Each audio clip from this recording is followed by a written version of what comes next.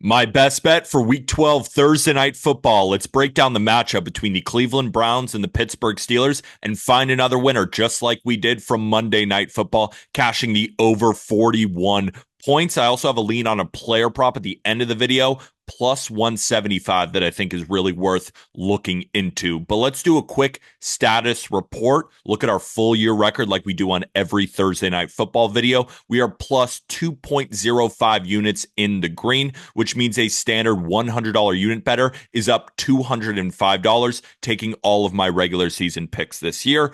Green is good, but let's start rolling. And also, the change of background, I'm back home in California with my family for the holidays, so that's why you don't have my normal green screen, but that won't stop me from providing winners for you. And if you've been enjoying these breakdowns, the best way to support without spending a singular dime, all you got to do, just press the like button and subscribe for future videos. And of course, let me know in the comment section below what you think of my picks and whatever you're on for Thursday Night Football. Of course, I'll respond to all the comments, just like I always do. And a reminder that this channel is sponsored by BetMGM, the king of sportsbooks. It's the perfect time to use promo code JustGridiron for a first bet offer up to $1,500.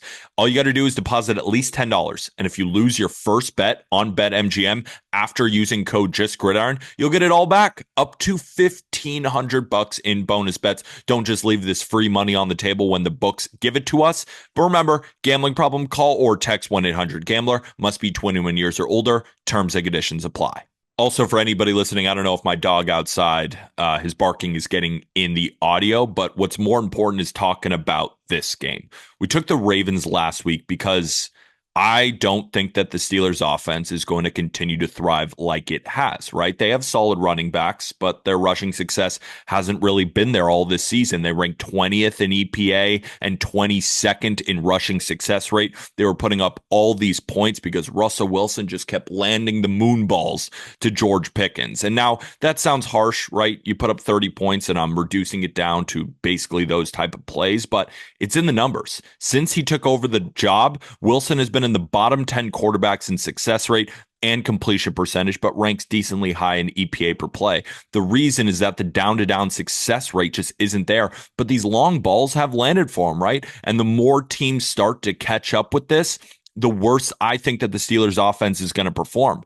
And we were right when we took the Ravens because the Steelers offense would struggle. They only scored 18 points against the Ravens' 21st ranked defense, and it was all field goals. And now this week, on a short week, they're going to have to deal with projected 14 to 18 mile an hour winds with gusts up to 30 miles an hour. Now, does that sound good for Russell Wilson moonballs? That doesn't sound like a recipe for success with me. With the stadium located next to Lake Erie, those wind projections, 14 to 18 miles an hour with wind gusts up to 26, right? I'm recording this Wednesday mid-afternoon. So, of course, those things could change. But located next to Lake Erie, the wind could be even worse. And that's why the total, it opened at 41 and has dropped all the way down to 37 in this game. There's supposed to be rain. There's supposed to be even light snow, which I think further hurts the best part of the Steelers' offense since Russell Wilson took over. Not to mention, I think the kicking game is going to be affected. When you're scoring all of your points, right? They scored 18 points on 6 field goals last week, and now they're battling the elements. I could see a missed kick from Chris Boswell continuing to keep the Browns in the game. Now, can the Browns do anything on offense? I mean, they have the single worst offense in the NFL this year, ranking 32nd at EPA. But of course, much of that was Deshaun Watson, but let's not pretend that Jameis Winston has been that much better. Since he grabbed the starting role, they ranked 28th on offense in terms of EPA. But funny enough, though, in that span, since Jameis Winston took over, Steelers ranked 27th.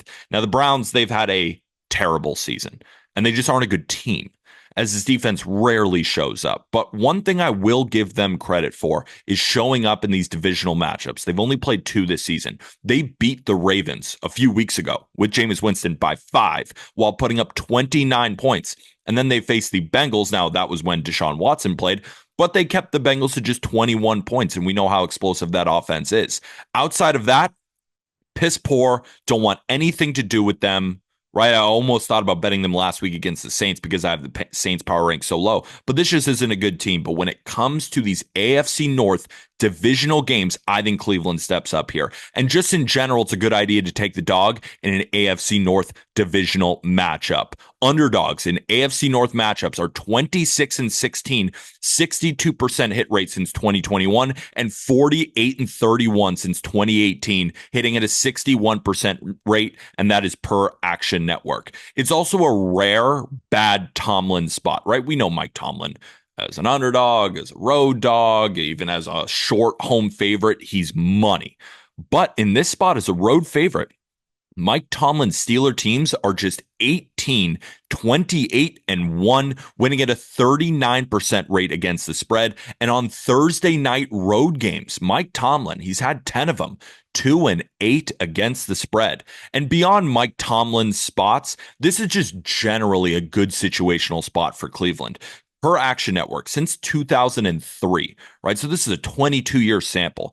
Teams coming off a straight-up win as an underdog who are on short rest the next week are just 98, 126, and 10 against the spread, winning at a 44% rate. We also have other trends on the Browns, right?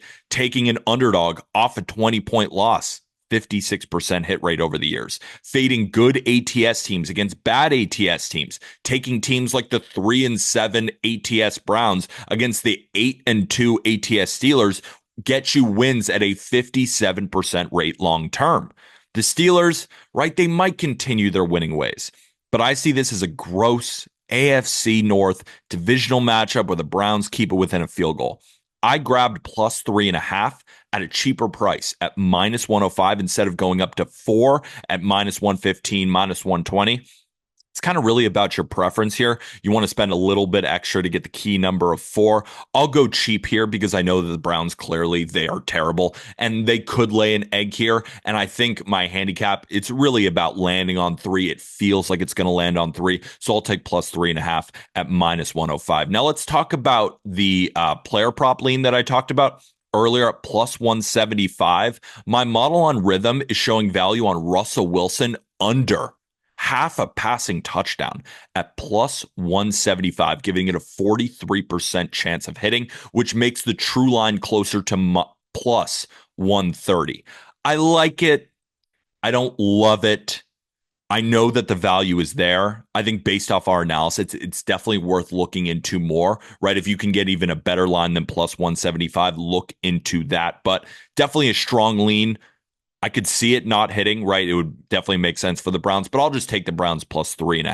I also just highly recommend downloading Rithmm. You can find the link in the description of this video to access your 7-day free trial. You can build your own AI-backed model, or you can use their back-tested model with tons of props, game predictions, and they also do other sports. If you're looking for NBA picks, college football, college basketball, definitely go use that link. Start your free trial on Rithmm.